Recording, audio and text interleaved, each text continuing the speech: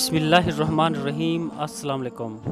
Mills گرد کے مقام پر دو لشکر جنگ کی ابتدا کے لیے ایک دوسرے کے سامنے کھڑے تھے۔ ایک لشکر قسطنطنیہ کے رومنوں کا تھا جس کی تعداد 6 لاکھ کے قریب تھی اور رومنوں کا بادشاہ رومانس دیوجانس اس جنگ میں شامل تھا۔ دوسرا لشکر مسلمانوں کا تھا جس کی تعداد صرف 15 اور 20 ہزار کے قریب تھی۔ مسلمانوں کا سلطان الپ ارسلان ابھی نہیں آیا تھا، جس کی وجہ سے مسلمانوں کا لشکر بے چین تھا۔ اس موقع پر مسلمانوں کے لشکر میں طرح طرح کے شک پیدا ہونا شروع ہو گئے۔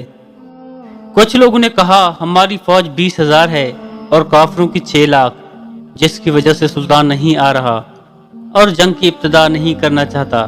لوگوں میں طرح طرح کی باتیں شروع ہو گئی۔ سلطان کے نہ آنے کی وجہ سے لشکر میں پریشانی اور خوف پیدا ہونا شروع ہو گیا۔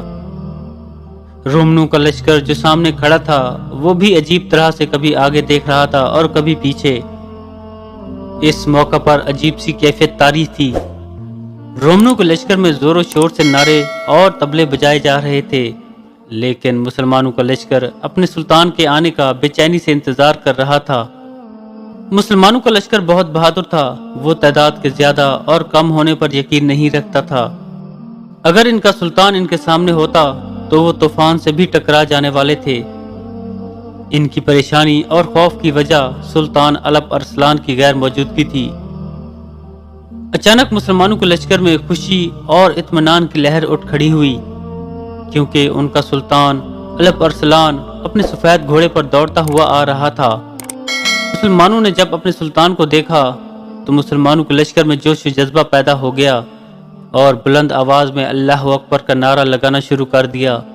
کچھ جذباتی لشکر سلطان کو دیکھ کر رونے لگا، ان کی ہچکیاں اور سسکیاں سنائی دینے لگی، اس لیے کہ ان کا سلطان آ گیا ہے۔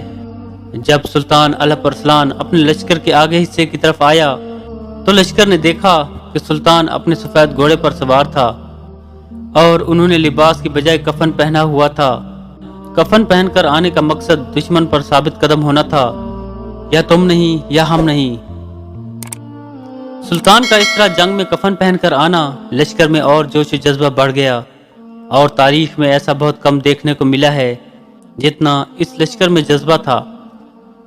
اپنے سلطان کی آمد کے بعد مسلمانوں کا لشکر جب عجیب جوش و جذبے کے ساتھ تکبیریں بلند کر رہا تھا تب سلطان نے جنگ کو ابتدا کرنے کا حکم دیا۔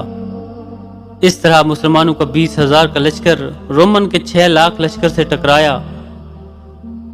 سلطان الپ ارسلان نے اپنے اس لشکر سے نہ صرف رومنوں کو بدترین شکست دی بلکہ ان کے بادشاہ رومانس دیوجانس کو بھی پکڑ لیا اور رومنوں کے بڑے بڑے سالاروں کو پکڑ کر قیدی بنا لیا۔ مسلمانوں کا یہ سلطان سلجوقی تھا۔ سلطان الپ ارسلان 425 ہجری میں پیدا ہوئے اور آپ کے والد کا نام سلطان چغری بیگ تھا، جو کہ نشاپور سے لے کر دریائے سیہو تک علاقوں کا والی تھا۔